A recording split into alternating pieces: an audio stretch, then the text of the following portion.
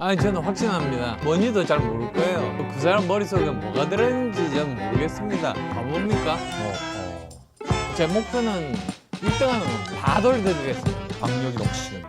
굉장히 튼튼합니다. 자신 있습니다. 자신 있습니다.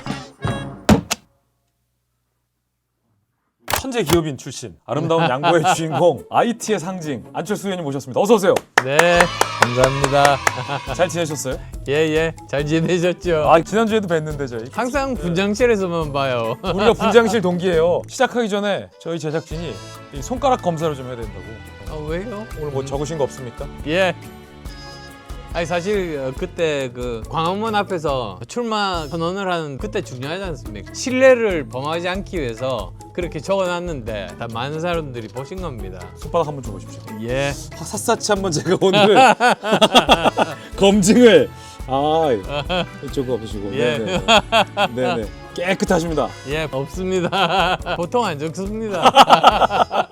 장난 쳐봤습니다. 1차 컷오프를 통과하시려면 4분 안에 들어야 합니다. 자신 있으십니까? 자신 있습니다. 강한 남자 안철수의 모습으로 자신 있습니다. 실제로 보면 사실 굉장히 박력이 넘치시는데 자신 있습니다. 문재인 후보를 이길 사람이 누굽니까? 이거 하셨잖아요. 평소에 좀 이렇게 강한 남자 상이십니까? 저는 ENTJ입니다. 리더의 MBTI입니다. 강한 남자다. 강한 남자 안철수. 언론에서는 한동훈, 김문수, 안철수, 홍준표, 나경원 5인방 중에 4분만 1차에 컷오프할 것이다 라고 예상하고 있습니다. 한 분이 떨어지셔야 되는데 누가 떨어질 가능성이 크다고 보세요? 아무래도 지금까지 대선 경선에 참여하시지 않고 대선 후보군에 속하지 않았던 지금까지 뭐 1% 받지 못하셨던 분이 아닐까 싶습니다. 나경원 후보가 지금 그 카테고리에 속합니다. 나경원 후보가 떨어질 거다. 가슴 아프지만 그렇게 예상하고 있습니다. 전망이야 제가 뭐 어떻게 하겠습니까? 제 목표는 1등하는 겁니다. 김문수 장관 지지율이 갑자기 한 5% 떨어지고 있습니다. 맞습니다. 다른 분들도 변동폭들이 제법 있습니다. 저는 꾸준히 올라가고 있는 편입니다. 그래서 누가 토론을 제대로 잘하는가, 정말로 이길 수 있는 후보인가 이런 것에 따라서 뒤바뀔 수 있는 이런 상황이다. 최종 2인 안에 들어가시게 된다면 누가 같이 올라오리라고 예상하십니까? 아마도 한동훈 후보가 아닐까. 이유는? 한동훈 후보가 아무래도 나름대로 신선한 그런 이미지들이 있습니다. 그리고 많은 그 팬들이 있습니다. 그런 분들이 아마도 한동훈 대표를 밀어주지 않을까 생각합니다. 한동훈 전 대표의 출마가 이재명 대표에게 가장 큰 선물이다 이렇게 비판하셨어요? 87년 체제 이후로 당선된 대통령들을 보면 항상 그 전 대통령과 이미지가 다른 분들을 국민들이 선택을 했습니다. 이번에 이렇게 대선에 출마하려고 하시기보다는 국회의원 재보궐선거라든지 지방자치단체장 이런 것들을 하면서 어느 정도 경험을 쌓은 다음에 그 다음에 나오시면 그게 훨씬 더 본인을 위해서도 우리나라를 위해서도 더 좋다고 생각합니다. 국민의힘의 최종 1인 후보가 안철수 의원님이 최종 되신다면 예. 당 밖에 있는 이준석 의원이나 이낙연 전 총리, 한덕수 대행 등과 함께 빅 텐트를 펼치실 의사가 있으십니까? 선거 때는 이기는 것이 중요하니까요. 최종 후보가 된다면 넓게 열려놓고 이제 많은 분들을 흡수할 수 있는 그런 방법을 찾겠습니다. 최근 이재명 대표가 한국형 챗GPT를 만들어서 무료로 배포하겠다라는 공약을 발표했는데 안철수 의원님께서 이런 말씀하셨어요. 뭘 모르면 좀 가만히 있어라. 무지하다. 강한 비판을 하셨는데 이재명 대표가 챗GPT에 대해서 잘 모르고 있다라고 확신하십니까? 아니 저는 확신합니다. AI가 뭔지도 잘 모를 거예요. AI가 뭐의 약자인가요? 에이비안 인플루엔자, 저류독감. 이게 안철수식 조크인데 AI 전문가도 아닌데 계속 AI 이야기를 하거든요. 그게 뭐냐면 약점인지를 아는 겁니다. 조금이라도 희석시키려고 고군분투하는 거죠. 챗GPT만큼의 어떤 완성도 있는 AI를 만드는데 굴지에 기업들도 다 실패하고 있는데 한국형 챗GPT는 어떤 걸까요? 그 사람 머릿속에 뭐가 들었는지 전 모르겠습니다. 그 배달 앱이 있었지 않습니까? 네. 근데 그게 수수료가 너무 높아서 경기도 배달 앱을 만들어서 무료로 뿌리겠다. 이재명 대표 경기도지사 시절에 그래서 제가 반대를 했죠. 정부가 할 일은 독과점 기업이 생기려고 하려면은 여러 가지로 규제를 하고 감시를 시켜가지고 그 피해를 최소화하는 그쪽으로 하고 또 새로운 신생 기업들을 잘 만들게 해서 시장 경쟁을 통해서 가격을 낮추는 그 일을 하는 것이 맞다. 그랬는데 오히려 자기는 공공기관에서 이것을 만들어 가지고 경쟁을 하겠다는 겁니다. 어떻게 됐나요? 그래서 실패했죠? 그거 안 된다고 했더니 저한테 악담을 퍼붓는 거예요. 기억도 못하는 그런 악담을 퍼부었는데 다 돌려드리겠습니다. 챗GPT가 이제 제대로 되려면 그거를 위해서 하드웨어도 필요하고 LLM이라고 하는 소프트웨어도 필요한 거고 제대로 운영할 수 있는 그 기술자들도 필요한 거고 딥러닝을 시킬 수 있는 컨텐츠들도 충분히 확보를 해야 되는 거거든요. 뚝딱 안 만들어진다. 뚝딱 안 만들어집니다. 네. 그럼 뭐 벌써 뭐 다른 나라들은 그럼 바보입니까? 이재명 대표께서 이걸 굳이 한국형 챗GPT를 만들어서 무료로 배포하겠다라고 하는 게 어떤 의미일까요? 저는 왜 그런 일을 하는지 모르겠습니다. 왜 그러냐면 네네네. 지금 오픈소스를 다른 제한 조건 없이 우리가 쓸 수 있거든요. 네. 그런 것들을 활용해가지고 더 발전시키는 우리 자체의 경쟁력을 높이는 이런 것들로 만드는 것이 훨씬 더 좋은 방법이지 그냥 시작하겠다. 이거는 사실 굉장히 무모한 짓입니다. 그리고 속도를 따라갈 수가 없습니다. 시간 낭비, 예산 낭비, 세금 낭비 될 것이다. 세금 낭비, 예산 낭비 한 일이 한두 번이 아니니까 그 사람한테는 뭐 너무나 당연하고 익숙한 일 아닌가 그렇게 생각합니다. 그럼 혹시 한국형 챗GPT 안랩에서 만들어도 힘듭니까? 저희도 사실은 힘듭니다. 전기차는 안 만드세요? 만드는 게 한계가 있어서요. 네. 로켓도 혹시 안 만드세요? 그렇지는 않습니다. 그러면 국민들이 생각할 때 안철수 의원님의 어떤 정치 리더로서의 이미지는 어떤 이미지라고 보세요? 기본적으로 우선 저는 도덕적인 사람이라는 건 지난 12년간 증명이 됐습니다. 네. 제가 제3당을 10년을 했거든요. 그래서 양당에서 모두 다 팠습니다만 나오는 게 없었습니다. 두 번째로는 성추문 같은 거는 전혀 없는 사람. 이야, 맞아요. 뭔가 그런 이미지가 없어. 예. 제가 매력이 없는 사람인가 봅니다. 이성 문제가 전혀 없을 것 같은 분. 예. 믿습니다. 저도 믿습니다. 저요? 감사합니다. 저는 기본적으로 말보다는 행동이 앞선 일을 많이 합니다. 저는 정치하기 훨씬 전에 제 재산의 절반을 기부를 했습니다. 그렇죠. 1,500억 정도 됐었고요.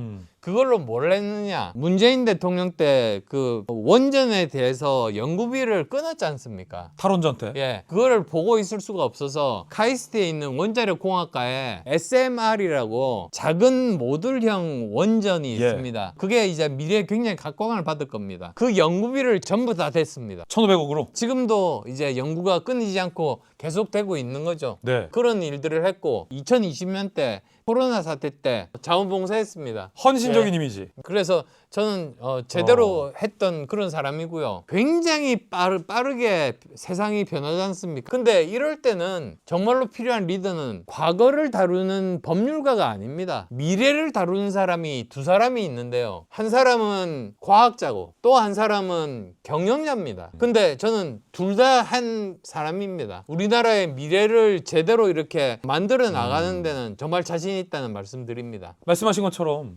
안철수 의원님의 역량이 굉장한데 실제 역량에 비해서 좀 저평가되고 있다. 약간 좀 냉철한 지적도 나오는데 그 예. 이유는 뭐라고 보세요? 어떻게 보면 제가 잘못한 부분입니다. 정치인이라면 사실은 자기가 잘했다면 그걸 제대로 알릴 의무도 또 있는 거 아니겠습니까? 그 부분에 대해서 제가 지금까지 잘 네. 못했었구나 이런 반성을 하고 있습니다.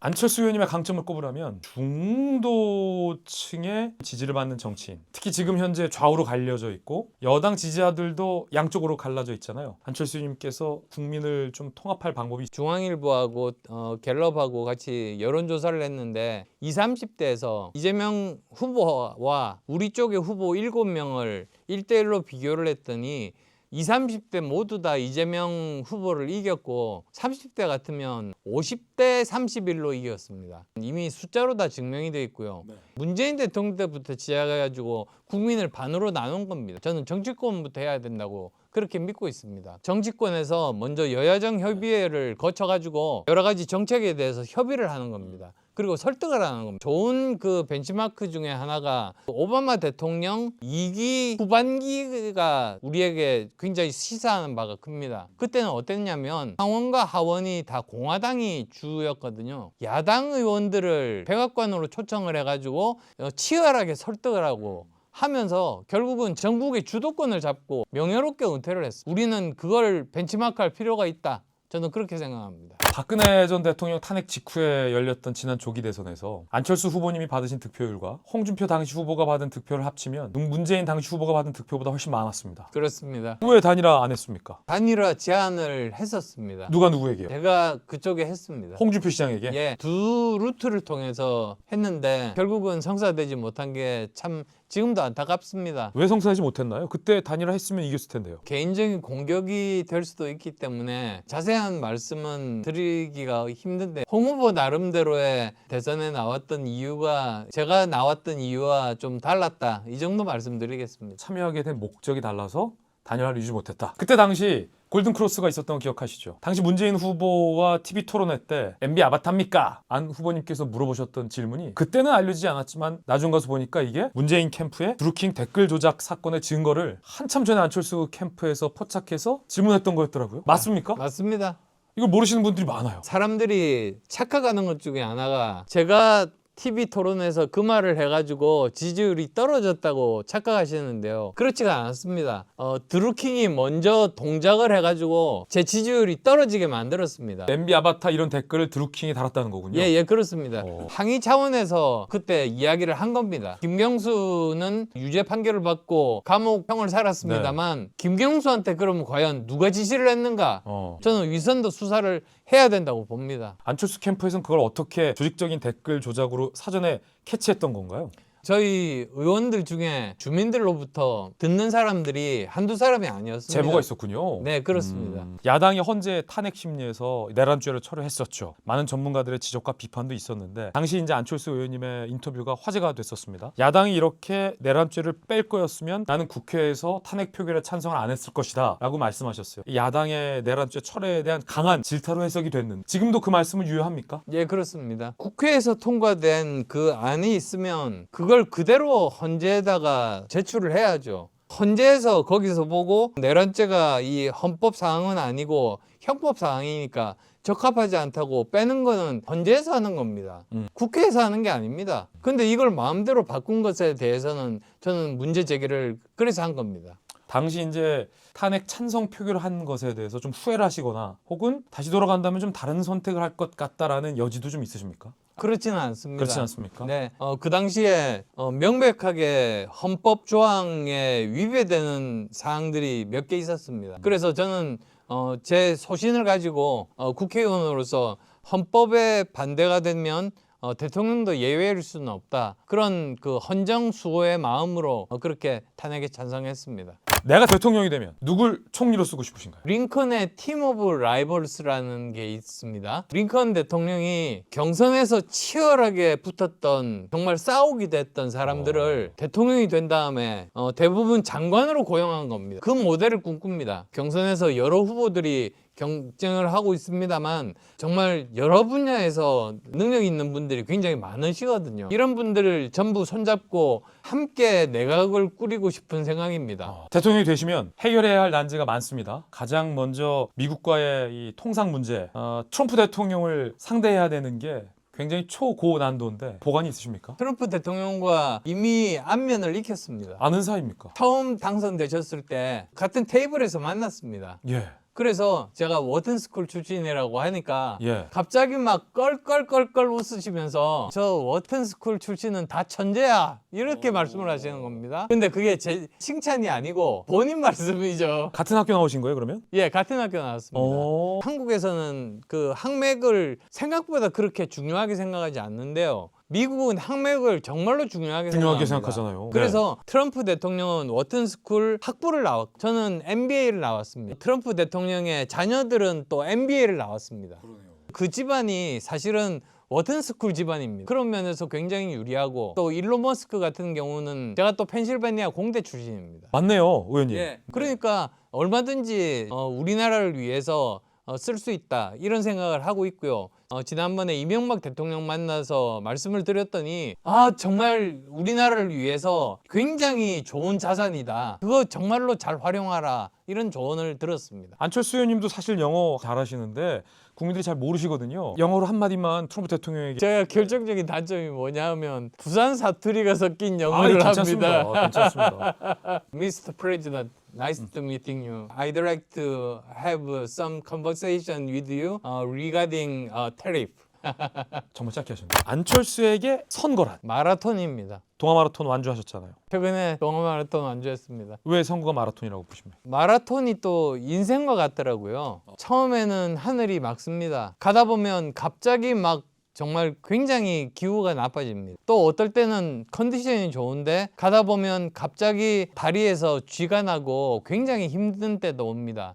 그래서 정말 미래는 알 수가 없는 거구나. 이거는 인생과 똑같다. 그래서 저는 항상 두려운 마음으로, 겸손한 마음으로 출발선에 섭니다. 마라톤 하면 굉장히 힘듭니다. 제일 힘들 때가 언제냐면 멀리 있는 목표물을 쳐다보고 저기까지 가야지 하고 뛰면 굉장히 힘듭니다. 뛰어도 가까워지지가 않거든요. 그럴 때 제가 쓰는 방법이 제 발을 봅니다. 제 발이 한 걸음 한 걸음 앞으로 나가는 것을 계속 보고 있다 보면 어느새 그 멀리 있었던 그 지점을 통과를 하게 됩니다. 굉장히 철학적인 말로 들리는데요. 멀리 있는 목표만 놓고 보기에는 삶이 너무 힘든 겁니다. 영어 표현으로 small win이라고 합니다.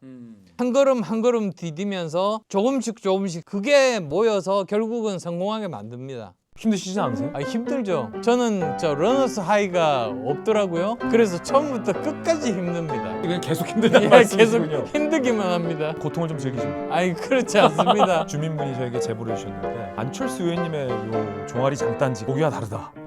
엄청 튼실하다. 이런 제보가 있는데 맞습니까? 예, 맞습니다. 살짝만 좀 공개를 해주실 수 있을까요? 예. 강한 남자 저- 안철수의 모습. 아니 이렇게 양말 신고 보기는 좀 그런데요. 네. 저 굉장히 튼튼합니다. 예. 다리가 오. 지금 제 나이답지 않게. 안철수 의원님과의 국회의원이었습니다. 감사합니다. 네, 감사합니다. 이제 핵 문제 관련돼서도 그때는 좀 더 자세히 여쭐게요. 그거는 더 정리가 잘 돼 있습니다. 예, 또 뵐게요.